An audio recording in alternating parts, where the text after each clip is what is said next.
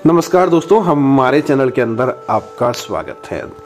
दोस्तों, कभी कभी ऐसी भी कहानियां घटित हुई जो कम ही लोग जानते हैं, उनको पता ही नहीं उनके बारे में। दोस्तों, लेकिन वह कहानियां सुनने में बड़ी ही विचित्र है और जब इन कहानियों के बारे में लोगों को पता चलता है तो वह भी अपनी आंखों पर भरोसा नहीं करते कि क्या इस प्रकार की घटनाएं इतिहास के कालखंड में घटित हुई थी।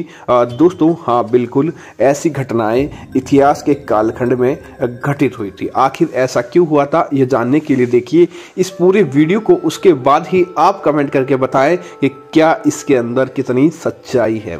दोस्तों, तो हमारे चैनल को सब्सक्राइब करें और वीडियो को लाइक करें और बने रहें इस वीडियो के साथ।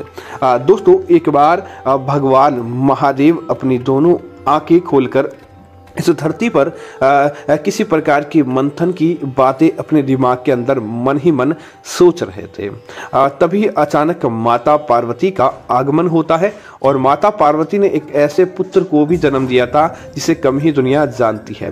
दोस्तों, क्या हुआ, जब महादेव इस प्रकार से ध्यान लगाए हुए बैठे थे दूर कैलाश मानसरोवर पर, तब माता पार्वती एकदम पर्वतों की रानी वहां से आती है और वहां पर आकर महादेव की आंखों को पीछे से माता पार्वती बंद करती है।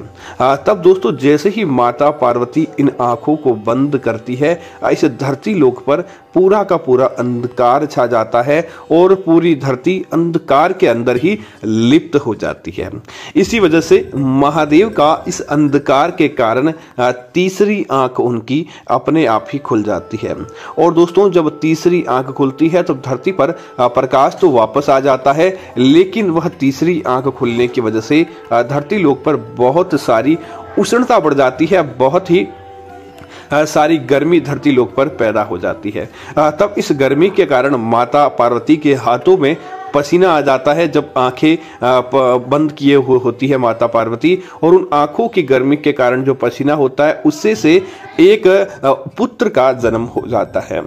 दोस्तों, जब उस पुत्र का जन्म होता है और वह अंधकार इतना काला और इतना ज्यादा दैत्य की भांति दिखता है, तब माता पार्वती पूछती है कि आखिर यह इतना काला और इस दैत्य की भांति क्यों है। तब भगवान शिव कहते हैं अंधकार के कारण इसका जन्म हुआ है, तो इस कारण इसका नाम अंधक रखा है और यह एक दैत्य है। तब भगवान शिव ने, एक दैत्य असुरराज ने जब अंधक को अपना पुत्र मानकर स्वीकार किया, उसे माना कि आप इसे मुझे दे दीजिए, मैं इसे अपने पुत्र की भांति रखूंगा।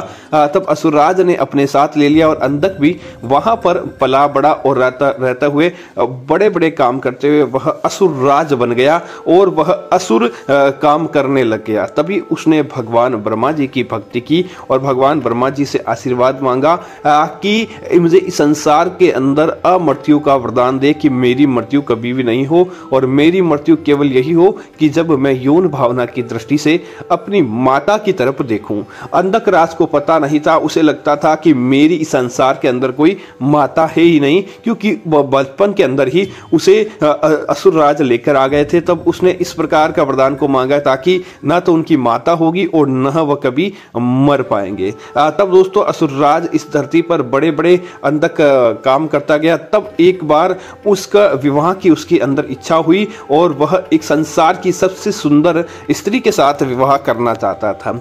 तब उसे ज्ञात हुआ कि दूर कैलाश में माता पार्वती से सुंदर उमा है और उनसे सुंदर कोई नहीं है, जिसने अपने पिता के सारे मोह को त्याग कर भगवान शिव के साथ रहने को स्वीकार किया।